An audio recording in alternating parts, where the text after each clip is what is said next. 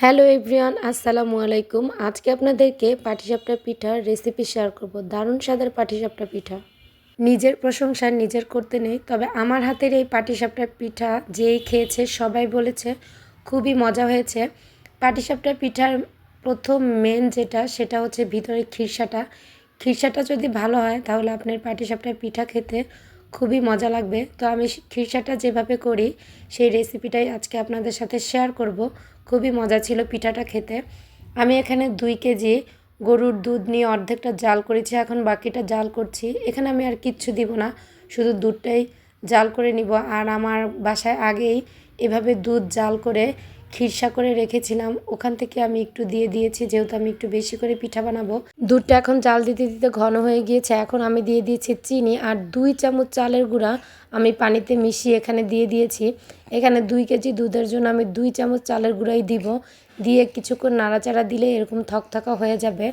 তবে চালের গুঁড়া কম করেই দিবেন, 2 চামচের বেশি আর দেওয়া যাবে না। আর নামানোর আগে একটু আমি ঘি দিয়ে দিয়েছি। এই ঘিটা দিলে কি যে একটা ঘ্রাণ আসে পাটিসাপটার খিরসা থেকে, আপনারা একবার দিয়ে খেয়ে দেখবেন। এই তো এখন আমি খিরসাটা নামিয়ে নিয়েছি, একদম পারফেক্ট খিরসাটা হয়েছে।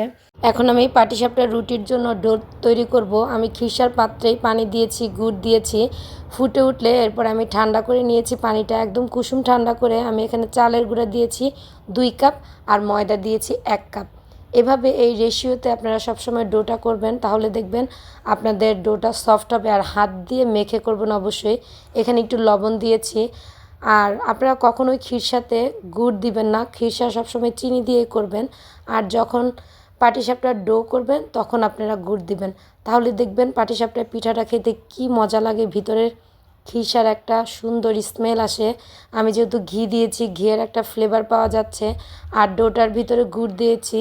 যখন পিঠাটা মুখে দিবেন বিশ্বাস করবেন না, এত মজা লাগে। আমার এই পিঠাটা এ কারণে বেশি মজা হয়, আমি কখনোই খিরসাতে গুড় দেই না। খিরসা সবসময় আমি চিনি দিয়েই করি।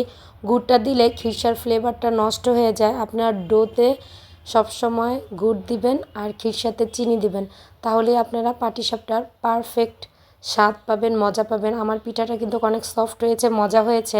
এই রেসিপিতে পিঠা বানিয়ে খেয়ে দেখবেন। রেসিপিটি ভালো লাগলে চ্যানেলটি সাবস্ক্রাইব করে পাশে থাকবেন। ধন্যবাদ।